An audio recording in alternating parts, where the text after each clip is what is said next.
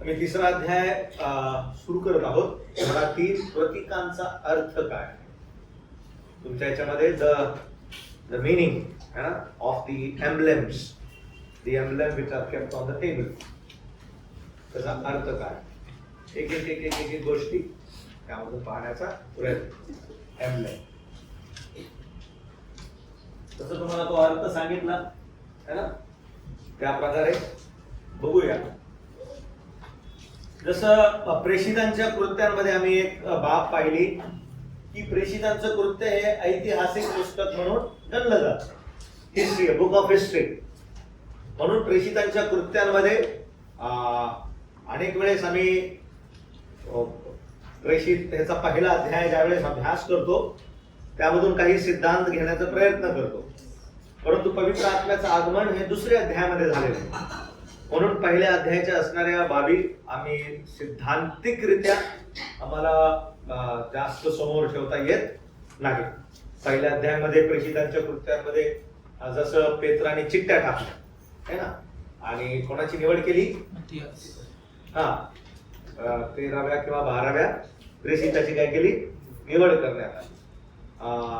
प्रभूने स्पष्ट सांगितलं होतं पेत्राला की काय बघ, पेत्राला किंवा शिष्यांना वाट पहा. किती दिवस वाट पाहायची होती प्रेषितांना, किती दिवस वाट पाहायला सांगितली प्रभूने प्रेषितांना. यावेळेस तो स्वर्गारोहण त्याचं झालं. किती दिवसानंतर बरं पवित्र आत्मा येणार होता.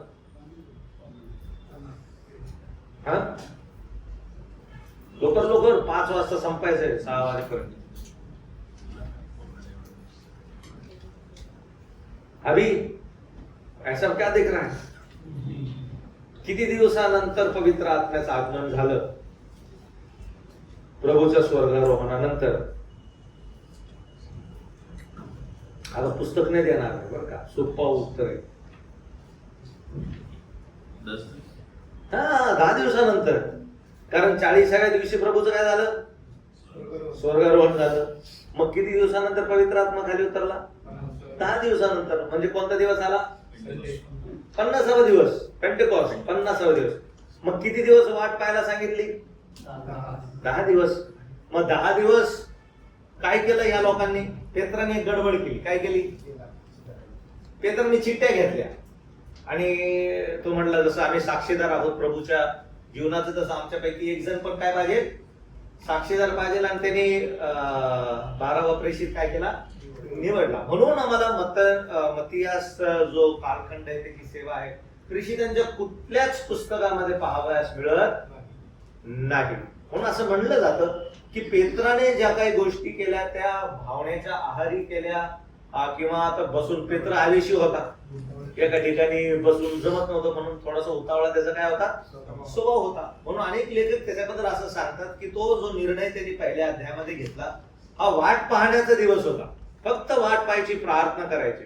शिष्य प्रार्थना करत होते, पण या प्रार्थनेमध्ये ह्याने ह्या गोष्टी केल्या. म्हणून त्याला काही जे लेखक आहेत त्याला दुजोरा देत नाही. ते म्हणतात की प्रभूच्या प्रमाणे पाऊल हा 12वा कोण होता, प्रेषित होता. ठीक आहे, प्रभूची निवडती होती, परंतु यांनी घाई केल्यामुळं आम्हाला पाहायला मिळते. म्हणून दुसऱ्या अध्यायामध्ये पवित्र आत्म्याचं आगमन आहे. म्हणून दुसऱ्या अध्यायापासून काही गोष्टी आम्हाला गृहीत धरणं आवश्यक आहे, कारण त्यावेळेस आम्हाला पवित्र आत्म्याचं मंडळीप्रत असणारी सेवा पाहावयास मिळते. तरी प्रेषितांच्या कृत्यांमध्ये काही ठिकाणी जसं मी सांगितलं की मंडळीची सुरुवात जस्ट होत होती, नवीनच झालेली होती. म्हणून अनेक चुका होत होत्या, अनेक त्या ठिकाणी गडबड झाल्या. ठीक आहे, आणि ते प्रेषितांच्या कृत्यांमध्ये दिलेल्या आहेत त्या गोष्टी. आता उदाहरणार्थ जसं आम्ही वाचतो ते घरोघरी जाऊन काय मोडत होते, भाकर मोडत होते. आता काही त्या ठिकाणी बुकमध्ये स्पेशल वर्णन केलेले सांगितलेले. मग ते कशाबद्दल सांगितलेले आहे, घरोघरी भाकर मोडणं हे प्रभू भोजनाच्या संदर्भामध्ये अजिबात नाहीये. ठीक आहे, परंतु काही लोकांनी सुरू केलं. आमच्या औरंगाबादमध्ये एक कुटुंब होतं, ते नाव नाही घेणार. औरंगाबादमध्ये एक कुटुंब होतं, ते आमच्याच मंडळीमध्ये होतं. परंतु काही काळांतराने मंडळी सोडली त्यांनी आणि ते घरामध्ये त्यांच्या मेज स्थापक सुरू केलं ते. आणि मेजाची स्थापना केली. काय नाही म्हणे, आम्हाला पण स्थापक करता येतं. आणि प्रभू भोजन सुरू केला आणि मग काही दिवस स्वतः केलं. मग एक एक पाळकाला बोलायला लागले, मग हा पाळक बोलवतो, पाळक बोलवतो. जास्त दिवस टिकलं नाही त्या गोष्टी, है ना. मंडळीतून दूरच केलं. प्रभू अशा लोकांना काय करतो, दूर सारून टाकतो. आणि प्रभू त्याच्या योजनेमध्ये अशा लोकांचा वापर करणार अजिबात नाही. म्हणून हा एक खूप गंभीर गोष्टी आहेत. मंडळीच्या या व्यवस्था आहेत, मंडळीच्या या विधी आहेत, है ना. हे काळजीपूर्वक हाताळणं खूप आवश्यक आहे आम्हाला. मग अशा प्रकारे ते कुटुंब निघून गेल्यानंतर सुरुवातीला घेतले त्यांनी 3-4 कुटुंब वेगळे करून घेतले त्यांनी आणि वेगळे करून त्याच्याच घरामध्ये. आम्हाला कळालं, आमचेच नातेवाईक होते, आम्हाला कळालं की हे म्हणलं काय नाही, आम्ही आमच्या घरी पण काही वचन दाखवले. पण त्याने घरोघरी काय मोडली, भाकर मोडली. पण ते भाकर मोडणं हे जेवणाच्या संदर्भामध्ये दिलेल्या गोष्टी होतात. जसं मी तुम्हाला अजून पण एक गोष्ट सांगितली की ते दररोज भाकर मोडत होते, दररोज भाकर मोडत होते. म्हणजे रोज प्रभू येशू ख्रिस्ताचे काय करत होते, त्याला घेत होत भाकर, त्याला घेत होत भाकर. आणि म्हणून करिंथराच्या पत्रामध्ये पाऊल ज्यावेळेस सुधारतो त्यांना, त्यावेळेस सांगतो की तुम्ही ज्या वेळेस एकत्र येता, तुम्ही सगळं आपापल्याच घरी जेवून येत जा, भरपूर जेवण येत जा. म्हणजे ह्या लोकांनी काय सुरू ठेवलं होतं, प्रभू भोजन राहिलं बाजूला, मग कशात जास्त वेळ घालू लागले, जेवण जेवण जेवण जेवण जेवण जेवण. कारण एवढी लोक प्रभूने पण ज्या वेळेस शिष्यांना पाचारण केलं त्या वेळेस भोजनाचा सर्वात जास्त उपयोग केला. का भोजनाचा उपयोग केला, कारण एवढी लोक भोजनाच्या द्वारे गोष्टी जसं भोजनाला स्वीकारतात ना, तसं प्रभू त्याच्या जीवनातून उदाहरण देत गेला. म्हणजे प्रभूचा पण तसं तुम्ही काय करा, स्वीकार करा. जसं भोजनाचा स्वीकार करता, भाकर आहे, प्याला आहे, तुम्ही आनंदाने खाता, है ना. कारण एवढी लोकांच्या समोर भोजन हे खूप महत्वाचं. जसं आनंदाने तुम्ही ह्याचा स्वीकार करता, त्याच प्रकारे तुम्ही माझा पण आनंदाने काय करा, स्वीकार करा. म्हणून प्रभू म्हणाला, स्वर्गातून उतरलेली भाकर कोण आहे, मीच आहे. मग का बरं प्रभू त्यांना वारंवार भाकर देत गेला, मासे देत गेला, कारण हे आनंदाने काय करायचे त्याचे स्वीकार. तसं प्रभूची इच्छा होती, तुम्ही जसं अन्नाला भोजनाचा आनंदाने स्वीकार करता, तसं माझा पण आनंदाने काय करा, स्वीकार करा, है ना. म्हणून एक महत्वाची बाब ती समजणं गरजेची आहे. आजूबाजूला आजकालची तरुण पिढी ही वेगळीकडेच निघालेली आहे. त्यांचं ज्यावेळेस मंडळीमध्ये जमत नाही त्यावेळेस ते काही लोकांना घेऊन वेगळे जातात आणि नवीन काय सुरू करतात, मंडळी जिथं गाणे, त्यांना वाटतं गाणे गायल्याने, काही वाजवल्याने हा मंडळी आम्हाला चालवता आली. ठीक आहे. म्हणून असे खूप ग्रुप्स समोर आलेले आहेत सध्याच्या काळामध्ये, जिथं प्रेज अँड वर्शिप ग्रुप म्हटलं जातं. ते पैसा चांगला आहे, तरुणांकडे पगार जास्त असल्यामुळं एखादा ऑडिटोरियम घेतात ते, आणि ते ऑडिटोरियम संडेच्या 3 तासासाठी घेतलं जातं. ऑर्केस्ट्रा बँड वाजवलं जातं. 3 तास नुसते थकवतात लोकांना. वचन नाही, काही नाही, काही नाही, काही नाही. काली संडेची आराधना वर्शिप झाली, दान अर्पण घेतलं जातं, मेस घेतला जातो, असाच काही त्याला अर्थ नाही. अशी ही पद्धत सगळीकडे सुटली आणि सैतान याच्यामध्ये यशस्वी झालेला आहे. फक्त ब्रदरन म्हटलेल्या काही मंडळ्या अशा आहेत जे अजून तत्वांना काय आहेत, धरून. म्हणून आम्हाला काळजी घ्यायचं आहे. आता त्याचा नियम आमच्याकडे आहे. कोणाचा, सैतानाचा. खरं सांगतो, मग ती माझी मंडळी असू द्या किंवा तुमची मंडळी असू द्या, तो आमच्या मंडळ्यांना तोडायच्या माग पडलेला आहे. म्हणून आम्हाला या सगळ्या गोष्टी काय करायच्या, आम्हाला काळजी घ्यायची आहे. ठीक आहे प्रियानो.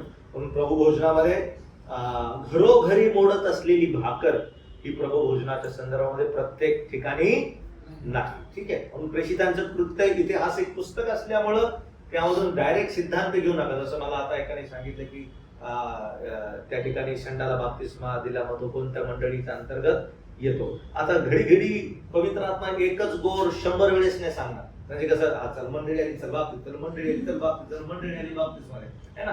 असं पवित्र आत्मा वारंवार वारंवार वारंवार वारंवार दाखवतं. एक सत्य ज्यावेळेस मंडळीचं सत्य शिकवलं पवित्र आत्म्याने, तेव्हा पवित्र आत्मा दुसरी गोष्ट घेईल. पवित्र आत्मा ती नाही तर प्रेषितांची कृत्याचं पुस्तक संपलंच नसतं. परंतु प्रेषितांचे कृत्याचं पुस्तक कसं संपलं बघा, पाऊलाच्या घरावर संपवलेलं. 28वा अध्याय पाऊलाचं भाड्याने घेतलेलं घर आहे. पण प्रभू भोजनावर पण नाही समाप्त केलं, ते सुवार्तेवर समाप्त केलं. नाही तर प्रेषितांची कृत्य समाप्तच झालं नसतं. हे खूप सुंदर ऐतिहासिक पुस्तक आहे.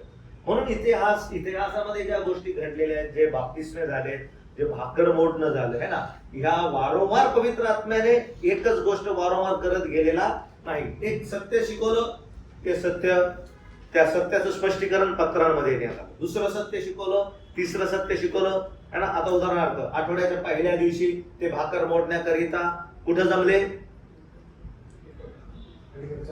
कोणत्या गावात जमले, त्रोवासात. कुठं जमले?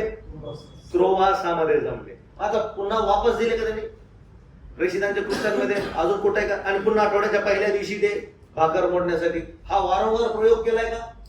नाही केलेला आहे. पवित्र आत्मा वारंवार वारंवार त्याचा प्रयोग करणार नाही. का करणार नाही? कारण पवित्र आत्मा एक सत्य ज्यावेळेस मंडळीला शिकवतो त्यावेळेस पवित्र आत्मा आम्हाला त्याची काय देतो? खात्री देतो. खात्री, हो हे असं आहे की नाही? मग आम्ही त्याच पवित्र आत्म्याला म्हणलोय तिथं कसं नाही दिलं बरं, तिथं कसं नाही केलं बरं, तिथं कसं नाही केलं है ना. मग हे पवित्र आत्म्यावर आक्षेप घेण्यासारखं होतं, विशेष करून प्रेषितांच्या कृत्यामध्ये. चला धडा 3 काढूया. ठीक आहे. प्रतीकांचा अर्थ काय आहे? रहस्य हा शब्द बाप्तिस्मा आणि प्रभुभोजन या दोहांकरिता वापरला जात होता. हा शब्द प्रभूच्या वचनाच्या प्रगटीकरणाच्या संदर्भात पण वापरला जातो. कोणतं? Mystery. It was an mystery. भरपूर वेळेस तो शब्द नवीन करारामध्ये वापरला. रहस्य. रहस्य. रहस्य काय दाखवतं? की प्रभूने काहीतरी विशिष्ट गोष्ट जी जुन्या करारामध्ये गुप्त ठेवलेली होती ती मंडळीला आणि प्रेषितांना काय केली? प्रगट केली. उदाहरणार्थ प्रभू भोजन आहे, भाकर आणि प्याला आहे, ते पण पौल म्हणतो जे रहस्य मला काय करण्यात आलं? प्रगट करण्यात आलं. ज्या गोष्टी प्रभूपासून मला काय करण्यात आल्या? प्रगट करण्यात आलं. म्हणून जिथं हा शब्द नवीन करारामध्ये आढळतो कोणता? मिस्ट्री, रहस्य, तर काय समजायचं तिथं? प्रभू काहीतरी विशेष प्रगटीकरण देते जे अगोदरच्या लोकांना करण्यात आलेलं नव्हतं. म्हणून हा शब्द नवीन करारामध्ये वारंवार आलेला आहे. रहस्य, रहस्य, रहस्य. महारहस्य हा शब्द बाप्तिस्मा आणि प्रभुभोजन या दोहांकरिता वापरण्यात आलेला आहे. जे रहस्य मी तुम्हाला सांगतो बाप्तिस्माच्या बद्दल पण वापरण्यात आलेला आहे आणि प्रभुभोजनाच्या बाबतीत पण वापरण्यात आलेला आहे. दुसरी गोष्ट, वेगवेगळे शिक्षण पसरले त्या काळामध्ये. नवीन जसं मी म्हणतो प्रेषितांची कृत्य नवीन सुरुवातीची मंडळी, प्रथम शतकातली मंडळी. तर काय झालं? हा जो शब्द दिसतो ना है ना, काय त्याचा? ट्रान्स, नाही गावगड शब्द. याचा अर्थ असा आहे ट्रान्सफर होणं. ट्रान्सफर होणं. काय ट्रान्सफर होणं है ना? म्हणजे प्रभूचं शरीर डायरेक्ट भाकरीमध्ये उतरणं है ना, त्याला ट्रान्सम्युटेशन है ना, अशा प्रकारे किंवा ट्रान्ससबस्टॅन्शिएशन अशा प्रकारे त्याला लय मोठं नाव देण्यात आलेलं आहे. तो एक सिद्धांत मांडला गेला प्रारंभाच्या शतकाच्या लोकांनी है ना. काय की प्रभूचा देह डायरेक्ट भाकरीत उतरतो, प्रभूचं रक्त डायरेक्ट कुठं उतरतं? त्या प्याल्यामध्ये उतरतं है ना. म्हणजे भाकर व द्राक्षरस याचे रूपांतर ख्रिस्ताच्या शरीरात व रक्तात होते. शब्दशः अर्थ घेतला गेला कशाचा? प्रभू म्हणाला हे माझं काय आहे? शरीर आहे. प्रभू हे म्हणाला का हे माझे शरीर बनले असं म्हणला का प्रभू? अशी भाकर हातात घेतली त्यांनी, हे घ्या माझं शरीर बनलं हा शब्द बोलला का? नाही. प्रभूने फक्त ते काय म्हणलं? समोर हातात भाकर घेतली आणि प्रभू काय बोलला? हे माझं काय आहे? म्हणजे भाकर शरीर आहे का? ही भाकर माझी एक्झॅक्ट शरीर असं आहे का? तो प्रभूचा बोलायचा अर्थ हुबहूब नव्हता. तो आम्ही पुढच्या ह्याच्यात पाहतो. अनेक सिद्धांत या दुसऱ्या शतकात तयार होत होते. भरपूर सिद्धांत प्रथम शतकाच्या नंतर दुसऱ्या शतकामध्ये सुरू झाले. सिद्धांत खास करून प्रभू भोजनाच्या संदर्भामध्ये कसा साजरा करायचा, काय वापरलं गेलं पाहिजे, दुसऱ्या शतकामध्ये तयार होत होते. ठीक आहे. आणि म्हणून काय कच्चे होते, काय पक्के होते. पुढं प्रभूने त्यावेळी हे माझे शरीर बनले असे म्हटले नाही, तर हे माझे शरीर आहे असे म्हटले.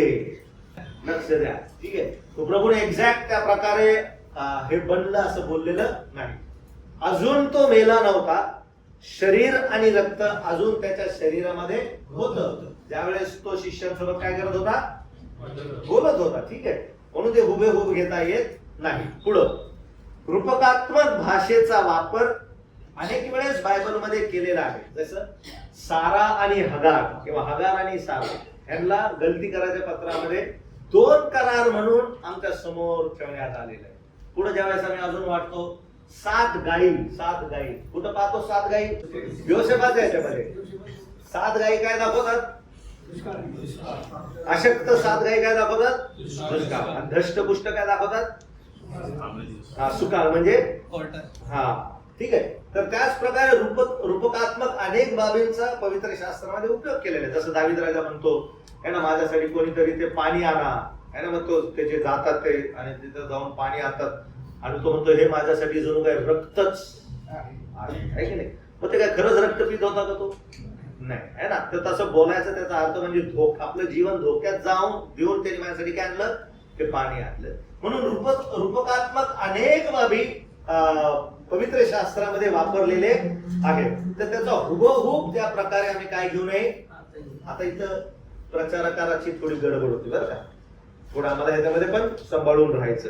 ज्यावेळेस आम्ही भाकर आणि प्याला ह्याबद्दल मनन करतो, अनेक वेळेस त्याच्याबद्दल ज्यावेळेस सांगितलं जातं तर मग भाकरवर पण वचन दिले जातं बरं का.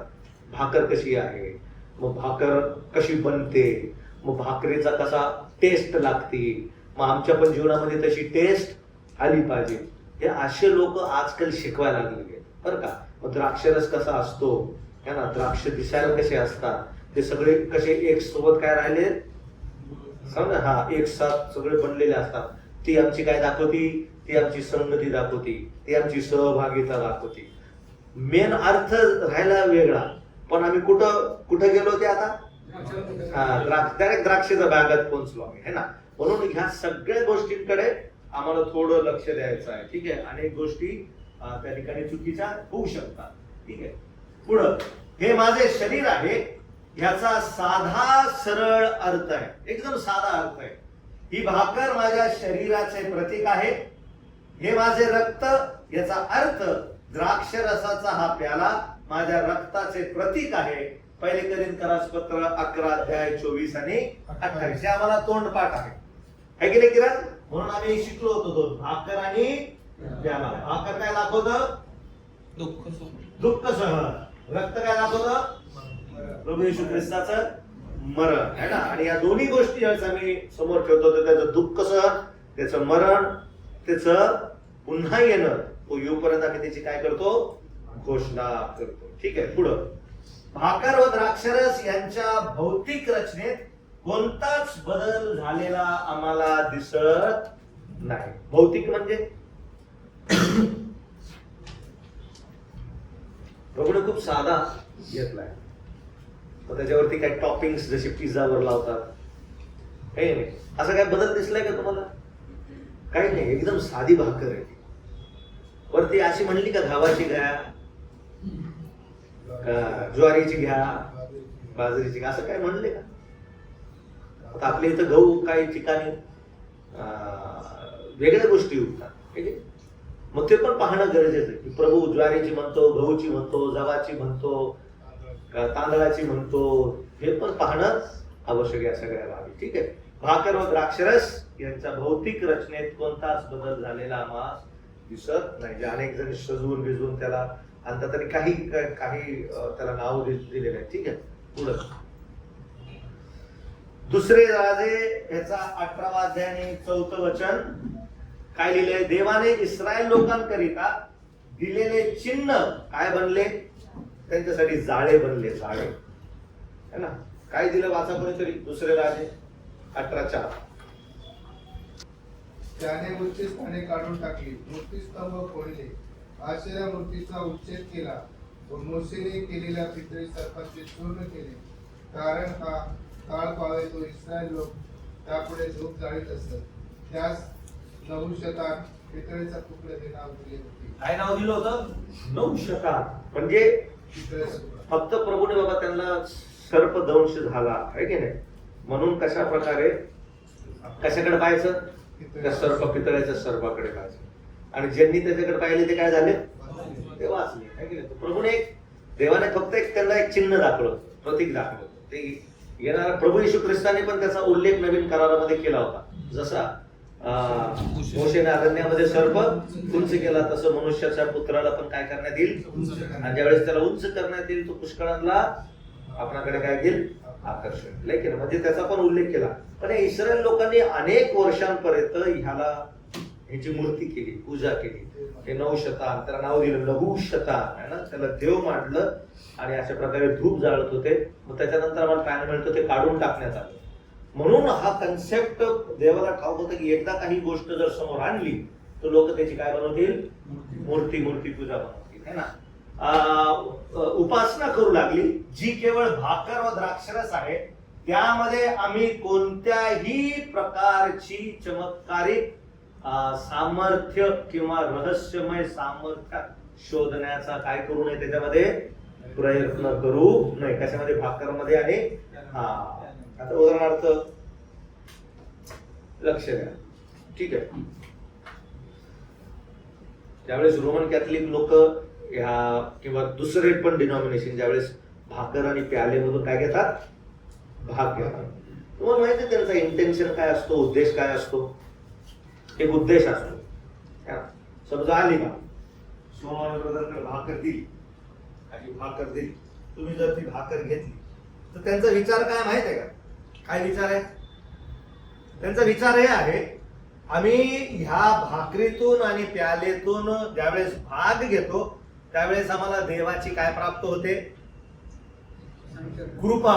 काय प्राप्त होते? कृपा. म्हणजे आम्हाला देवाचा आशीर्वाद भेटावा, देवाची कृपा भेटावी म्हणून आम्ही मेजातून काय घेतो? भाग घेतो. बरोबर आहे का हे? मग कसं तुम्ही याचं स्पष्टीकरण देतात? हो, व्हेरी गुड. पण आता मी सांगितलं भरपूर अशा मंडळांमध्ये मेजावर ठेवलेली भाकर आणि प्याला ते ह्याच्यासाठी घेतात कारण ते घेतल्याने मला देवापासून काय प्राप्त होईल? कृपा प्राप्त होईल, है की नाही? मग हे स्टेटमेंट योग्य आहे का? का बरं योग्य नाही? ऑलरेडी मिळाली. Very good. कृपा मिळाली म्हणून आम्ही त्यातून काय घेतली? भाग घेतोय है ना. प्रभू म्हणतो बघा, कृपेनेच विश्वासाच्या द्वारे तुमचे काय झालेले? मग आम्ही पहिलेच देवाने आमच्यावर कृपा केली म्हणून आम्ही कशातून भाग घेतो? भाकरीतून. आणि पण दुसरे डिनॉमिनेशन काय शिकवतात? लोक रे तुला देवाचे काय भेटल? कृपा भेटल म्हणून सगळं सोडून ते काय खायला येतात? कारण त्याला बाप टेन्शन सुरू आहे, पगार काय वाढणार नाही, लय प्रॉब्लेम सुरू व्हायला लागले. मग एकदा दोन काय घेतो? कृपा घेतो. कृपा आहे की नाही? हे चुकीची पद्धत आहे. कारण बायबल आम्हाला शिकवते ज्यावेळेस बाप्तिस्मा पण घेतला जातो तेव्हा प्रभू भोजन घेतलं जातं, आहे की नाही? हा सिद्धांत नेहमी मानला जातो की ह्यामध्ये कृपेनेच विश्वासाच्या द्वारे आमचं काय झालेले? तारण झालेले. ह्यामध्ये आमचं काहीही कार्य नाही, आमचे काहीही श्रम ह्यामध्ये नाही. ही परमेश्वराची टोटल काय आहे? आमच्यावरती कृपा आहे ना. मग ज्यावेळेस बाप्तिस्म्यामध्ये एक मनुष्य पाण्यामध्ये उतरतो, बुडतो आणि पुन्हा वर येतो, आहे की नाही? मग ह्या प्रक्रियेला कृपा लागते का? कृपा लागते का? समजा बाप्तिस्म्यामध्ये जी कृती मी करतो, कृती बायबल आम्हाला सांगते ना, कृतीनेच तुमचे तारण झाले असं सांगितलं. कृपेने काय झालेले? पण दुसरे डिनॉमिनेशन काय शिकवतात? कृती शिकवतात. बाप्तिस्म्यामध्ये पाण्यात उतरणं, बाहेर येणं ही काय आहे? कृती आहे. आणि म्हणून बाप्तिस्मा घेतलं तरच तुझं काय होईल? तारण होईल. अनेक मंडळी शिकवतात बाप्तिस्मा घेतल्याने तुझं काय होतंय? तारण होतं. आता आपण कोणाला विचारायला जाऊ तुमचं तारण झालं का? तू लगेच काय म्हणतो? डायरेक्ट मी 10वीतच पोहोचलो म्हणजे माझं काय झाला? माझं बाप्तिस्मा झाला. परंतु बायबल मला हे शिकवते जर बाप्तिस्माने तारण होतं तर बाप्तिस्मा तर कृती आहे. केली की नाही कृती? कशात उतरायला लागलं? पाण्यात उतरायला लागलं. त्यानंतर कुठं जावं लागलं? पाण्याच्या खाली जायला लागलं. त्यानंतर कुठे यायला लागलं? वर यायला लागलं. मग ही सगळी काय? कृतीच आहे ना. पण बायबल सांगतो कृतीने तारण होत. मग कशाने तारण होतं? कृपेने विश्वासाच्या द्वारे तुमचं काय होतं? म्हणून जो म्हणतात की बाप्तिस्मा घेतल्याने तारण होतं, त्याला हे स्पष्टीकरण द्यायचं. समजलं? समजलं का? समज पक्क. धडा 3 पाहत आहोत. ठीक आहे. या तिसऱ्या धडामध्ये त्याचे शरीर खाणे व त्याचे रक्त पिणे ह्या संदर्भामध्ये काय आता पवित्र शास्त्र सांगतं, त्यासाठी काढा योहानाचं शुभवर्तमान 6वा अध्याय. योहानाचं शुभवर्तमान 6वा अध्याय काढा.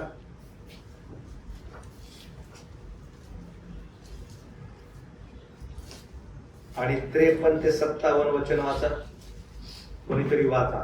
यावरून येशू त्यांना म्हणाला, हा मी तुम्हाला खचित सांगतो, हा. तुम्ही मनुष्याच्या पुत्राचा देह खाल्ला नाही व त्याचे त्यामुळे मी जगतो, तसेच जो मला खातो तोही माझ्यामुळे जाईल. आता हे वाचल्यानंतर काय वाटतं आम्हाला, की कशाच्या संदर्भामध्ये सांगा? कशाच्या संदर्भात आहे की नाही? भाकर आणि प्याला प्रभू भोजनाच्या संदर्भामध्ये. मग ह्याला लागू करता येईल का? ह्याला लागू करता येईल? प्रभूच्या भाकरीसोबत आणि प्याल्यासोबत ह्याचं लागूकरण होतं का? मस्के ब्रदर,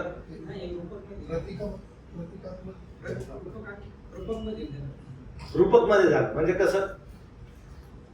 तिथं म्हणलं ना, जो माझा देह खातो व माझं काय पितो, त्याच्यामध्ये काय आहे?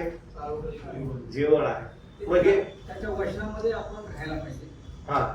त्याच्या वचनात चालायला पाहिजे, म्हणजे त्याच्यामध्ये त्याच्या संदर्भात. आता समजा तुम्ही उठलात एका रविवारी प्रभू भोजन द्यायला, ठीक आहे, आणि उठल्यानंतर तुम्ही योहानाचा सुवर्तमानाचा 6वा अध्याय काढला आणि तुम्ही जर असे म्हटलात की ही भाकर जी आम्ही मेजावर पाहतो, ही भाकर जो खातो, योहान याचा 6व्या अध्यायामध्ये असं सांगितलेलं आहे, ही भाकर जो खातो तो त्याचा काय खात आहे? तो त्याचा देह खात आहे. म्हणून हे खात असताना बायबल सांगतो जो खातो त्याच्यामध्ये काय आहे? जीवन आहे. मग तुम्ही हातामध्ये प्याला घ्या, तुम्ही काय म्हणता? हा प्याला जो पितो त्याच्यामध्ये ख्रिस्ताचं काय आहे? रक्त आहे. त्याच्यामध्ये काय येईल? मग जीवन येईल. म्हणून हे खात असताना आपलं परीक्षण करून हे घ्या, म्हणजे तुमच्यामध्ये जीवन राहील. हे बोलणं उचित आहे की नाही? का?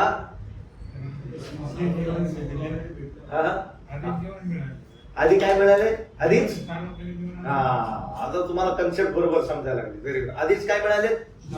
Very good uncle, very good.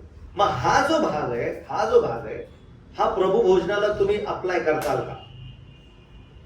हा भाग योहानाचा 6वा अध्याय का नाही करणार? आता लक्ष द्या. विषय कळाला? हा सुधीर काय म्हणतो? तेच अंकल म्हणले सार्वकालिक जीवन. मग भरपूर म्हणजे 90% मंडळ्या हा भाग कशाला वापरतात? प्रभू भोजनाला. आपले पण काही ब्रदर विश्वासणारे हा भाग कुठं वापरतात? प्रभू भोजनाला वापरतात, आहे की नाही? काही तत्व घेऊ शकतो, पण हे एक्झॅक्ट कॉपी नाही. ठीक आहे, तत्व पण घेताना सांभाळायचं. बघा मग काय दिलेलं आहे आता तिथं 5 लिहिलं, 6 5 लिहिलं. प्रभू भोजनाच्या संदर्भात नाही, याचे कारणे खाली दिली आहेत. का बरं हा भाग प्रभू भोजनावर आधारित नाही? त्याचे कारण दिलेले आहेत. मग कसं स्पष्टीकरण द्यायचं? आता लक्ष द्या. वाचलं ना तो सुधीर एक गोष्ट व्यवस्थित? ठीक आहे, आता लक्ष द्या. का नाही? पहिला मुद्दा योहान 6 व लूक 22 15 ते 20 ह्या 2 घटनांमध्ये किती वर्षाचा अंतर आहे? 1 वर्षाचा अंतर आहे. कोणामध्ये? म्हणजे इथं लूक 6 मध्ये जे सांगितले ना, है ना, सॉरी योहान 6 मध्ये जे सांगितलेले ना आणि लूक 22 मध्ये काय झालं? लूक 22 मध्ये सांगा. लूक 22 मध्ये काय झालं? विश्वासघात झाला. प्रभू भोजन काय होतं तिथं? हा, वरदानाची शेवटल्या भोजनाची प्रभू काय करत आहे? तयारी करत आहे. मग काय सांगत आहे? का बरं हा जो योहानाचा 6वा भाग आहे हा प्रभू भोजनाच्या सोबत का बरं येत नाही? तिची कारण आम्ही पाहत आहोत. पहिलं कारण काय आहे? तो असा म्हणत आहे, योहान 6 मधला जो संदर्भ आहे तिथं पण एक सण सुरू होता आणि लुकाच्या 22व्या अध्यायामध्ये पण एक सण सुरू होता. लुकाच्या 22व्या अध्यायामध्ये प्रभू शेवटलं भोजन घेत आहे. कोणासोबत? शिष्यांसोबत. ते लुकाच्या 22व्या अध्यायामध्ये. मग योहान 6व्या अध्यायामध्ये पण प्रभू काय करत आहे? भोजनाबद्दलच बोलत आहे. मग तो हे सांगत आहे की योहान 6व्या अध्यायामधला जो भाग आहे ही घटना वेगळी आहे आणि लुकाच्या 22व्या अध्यायामध्ये होणारी ती घटना ती वेगळी आहे. दोघं एक नाही. म्हणून योहान 6व्या अध्यायातला भाग हा प्रभू भोजनासाठी लागू होत नाही. समजलं मस्के ब्रदर? आ गया दिमाग में है ना? योहान 6 मध्ये हा तिसरा असलेला वलांडन सण होता. किती वलांडन सण होता? बायबल मध्ये किती वलांडन सण दिले शुभवर्तमानामध्ये? किती दिले? 4 दिले. किती दिले? जर तुम्ही बारकाईने त्याचा काय कराल? अभ्यास करा. ह्याच्यामधून अर्धा वर्ष निघून. म्हणून आम्हाला समजतं की प्रभू येशू ख्रिस्ताने किती वर्ष सेवा केली? 3.5 वर्ष काय केली? सेवा केली. कशावरून काढला जातो हा आकडा? वलांडन सणावरून आम्हाला हा आकडा काढता येतो. ज्यावेळेस 14 वर्ष लागलं, अर्ध वर्ष निघून गेलो. समजलं? म्हणून किती वर्ष प्रभूने सेवा केली? 3.5 वर्ष. वलांडन सण किती साजरा करण्यात आले? 4. बायबल मध्ये किती दिलेले?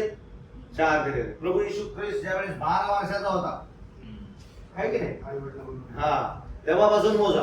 मग योहानाच्या शुभवर्तमानामध्ये किती वलांडन सण दिलेले आहेत? लुकाच्या शुभवर्तमानामध्ये किती सण दिलेले आहेत? मग त्या वलांडन सणा प्रत्येक वलांडन सण एका वर्षाने आहे. किती वर्षाने याचा? एका वर्षाने आहे की नाही? मग आम्हाला समजतो की प्रभू किती वर्ष प्रभूने त्या ठिकाणी काय केलेली आहे? सेवा केलेली आम्हाला पाहायला मिळत आहे. आमचा तो विषय नाही. आमचा विषय खूप सोपा आहे. काय विषय आमचा?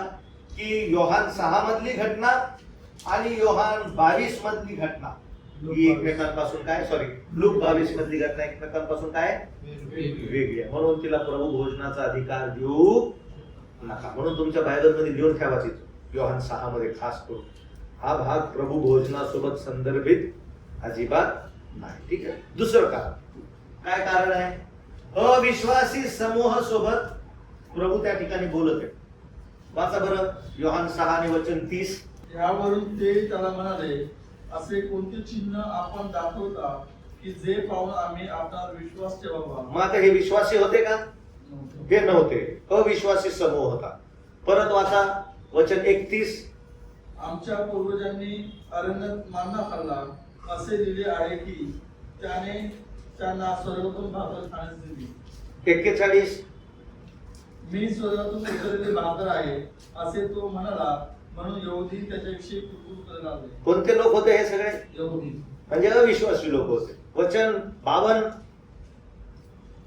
तेव्हा यहुदी आपसामध्ये वितंड वाद करू लागले व म्हणाले, हा आपला देह आम्हाला खायला कसा देऊ शकतो? वचन 53. यावर येशू त्यांना म्हणाला, मी तुम्हाला खचित सांगतो, तुम्ही मनुष्याच्या पुत्राचा देह खाल्ला नाही व त्याचे रक्त प्याला नाही तर तुमच्यामध्ये जीवन नाही. कोणाला प्रभू सांगत हे सगळ्या गोष्टी?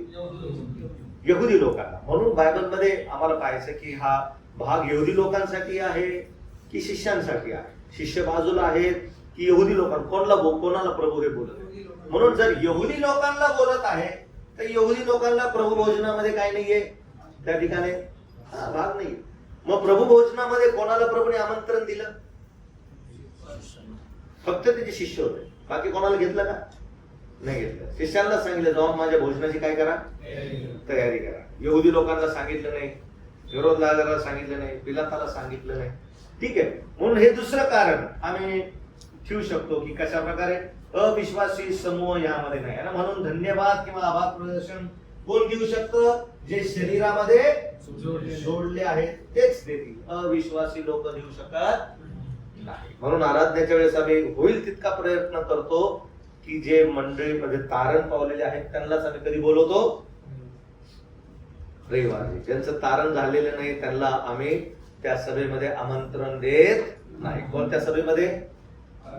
प्रभू भोजनाच्या किंवा भाकर बोटण्याच्या सभेमध्ये, आराधनेच्या सभेमध्ये आम्ही त्यांना आमंत्रण देत नाही. ठीक आहे. पुढं शब्दशः प्रयोग नाही. जसं मी सांगितलं, स्वर्गातून उतरलेली भाकर, क्रेसस है ना, खाणे आणि पिणे हे सगळे आत्मिक बाबी या ठिकाणी आहे. हुबेहूब त्याचा अर्थ घ्यायचा नाही, जे आम्ही अगोदर पण पाहिलेले आहे. ठीक आहे. नंतर प्रभू इस्रायलाच्या नियमशास्त्राविरुद्ध कसं वागणार? यहुदी लोकांना वागायला काय होतं नियमशास्त्रामध्ये? रक्तामध्ये काय आहे?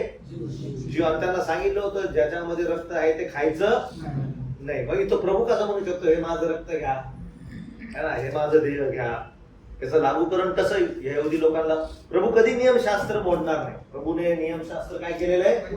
पूर्ण केलेले आहे. ठीक आहे. म्हणून आम्हाला समजतं की हा जो भाग आहे हा प्रभू भोजनासोबत निगडीत नाही. ठीक आहे. मग प्रतिकात्मक व आत्मिक अर्थ काय आहे हे आम्ही पाहूया. या प्रतीकांचा आत्मिक अर्थ काय आहे, कसं घेता येतं त्याचा आत्मिक अर्थ? पहिली गोष्ट, खाणे व पिणे याचा अर्थ ख्रिस्ताजवळ येणे व त्याच्यावरती विश्वास ठेवणे असा आहे. वचन 35 मध्ये दिलेलं आहे. आता काल आम्ही बोलत होतो जेवता की यहुदी लोक अगोदर पण सांगितलं खाण्यावर जास्त जोर द्यायचे, खूप जोर द्यायचे. आणि म्हणून जसं जेवणाचा स्वीकार करतात तसं प्रभू या ठिकाणी म्हणत आहे माझा पण काय करा? स्वीकार करा पूर्णपणे, है की नाही? म्हणून यहुदी लोकांना ही बाब चांगली ठाऊक होती कशा प्रकारे भोजन आदर आणि काय करावं? स्वीकारावं. ठीक आहे. तसं प्रभू म्हणतो स्वर्गातून उतरलेली भाकर कोण आहे? म्हणून माझा पण तसा काय करा? स्वीकार करा, स्वीकार करा, है ना? पुढे योहान 6 सार्वकालिक जीवनासाठी प्रभू भोजन गरजेचे आहे हे सांगणे नवीन करारामध्ये जितकी वचनं दिलेली आहेत त्याच्या विरुद्ध नाही. जर हे आम्ही लागू करूया तर असं होईल की प्रभू भोजनासाठी सार्वकालिक जीवन किंवा सार्वकालिक जीवन पाहिजे असेल तर प्रभू भोजन घेणं आवश्यक आहे. जर हा सिद्धांत जर आम्ही मांडला, काय मांडला? योहान 6 मधला सार्वकालिक जीवन प्राप्त होण्यासाठी काय घेणं आवश्यक आहे? प्रभू भोजन घेणं आवश्यक आहे. जर ह्यावर विश्वास ठेवला, ह्याला मान्यता दिली तर नवीन करारामध्ये जे इतर रेफरन्स दिलेले आहेत कशाच्या बाबतीत? सार्वकालिक जीवनाच्या बाबतीत, ते सगळे कसे ठरतील? खोटे ठरतील. त्याच्यावरती विश्वास ठेवा म्हणजे तुम्हाला सार्वकालिक जीवन मिळेल. तो मरणातून जीवनात पार गेलेला आहे. मी तुम्हाला खचित सांगतो है ना, जो माझ्यावर विश्वास ठेवतो त्याच्यामध्ये काय आहे? त्याच्यामध्ये जीवन आहे, है ना. तो मरणातून जीवनात काय गेलेला आहे? पार गेलेला. ठीक आहे. योहान 5:24 व्हेरी गुड आहे ना. तर अशा अनेक बाबी आहेत. म्हणून तो काय म्हणत आहे? योहान 6 सार्वकालिक जीवनासाठी प्रभू भोजन गरजेचे आहे हे जर मी गृहीत धरलं तर मग बाकी ठिकाणी नवीन करारामध्ये सार्वकालिक जीवनाच्या बद्दल जे वचन दिलेले आहेत ते एकमेकांसोबत झगडतील. समजलं? विरोधाभास ठरेल. म्हणून हा भाग आम्हाला शिकवतो की तो त्याच्यासोबत जुळलेला नाही. तिसरी बाब, बहुतांश शुभवर्तमानामध्ये प्रभू भोजनाबद्दल फारसे लिहिलेले नाही. कारणासाठी आवश्यक नाही प्रभू भोजन. समजलं? म्हणून जास्त प्रभू भोजनाबद्दल जास्त दिलेलं नाही. पण जास्त कशाबद्दल दिलंय? प्रभू भोजनाबद्दल थोड्या थोड्या गोष्टी त्या ठिकाणी आम्हाला पाहायला मिळतात. ऍक्च्युली त्याचं तारण होतं ना, आणि ज्याच्यामध्ये जसं बाप्तिस्मा होतं ना त्याच्यामध्ये पवित्र आत्मा येतो आणि त्याला ह्या सगळ्या गोष्टी हळूहळू काय लागतात? समजायला, खात्री पटायला. वचनाच्याद्वारे त्याला समजतं काय योग्य काय चूक आहे. पुढं, असंख्य जण ज्यांनी कधीच सहभाग घेतला नाही पण नवीन जीवनात जो आनंद, शांती, विजय त्यांना प्राप्त झाला है ना, त्याबद्दल ते साक्ष देतात. ज्यांनी कधीच काय, असंख्य जण त्यांनी कधीच यामध्ये काय घेतला होता? सहभाग घेतला. पण त्यांना समजलं ह्या सगळ्या गोष्टींच्या द्वारे माझं जीवन किती आशीर्वादित झालेलं आहे ना. त्यांना समजलं मला माझ्या जीवनामध्ये कधी शांती नव्हती, माझ्या जीवनात प्रभूने शांती दिली. ते पण प्रभू येशू ख्रिस्ताच्या विजयाच्या सोबत काय करतात, आम्ही पण महाविजय असे ठरलेलो आहोत. त्यांना पण समजता येतं की जो आनंद कधी आमच्या जीवनामध्ये नव्हता, आता प्रभूमध्ये आम्ही पण किती काय झालेलो आहोत, आनंदी झालो. हा आत्मिक अर्थ आम्ही या भागातून या ठिकाणी घेऊ शकतो. ठीक आहे. शेवटला प्राप्ती प्रभू ठेवलेल्या साध्या विश्वासाच्या द्वारे या गोष्टी होऊ शकतात. शेवटी उदाहरण दिलेले, eating as complete act of reception for Jews, likewise accept his death to gain life. जे तुम्हाला शिकवलं तेच पूर्णपणे यहुदी लोक.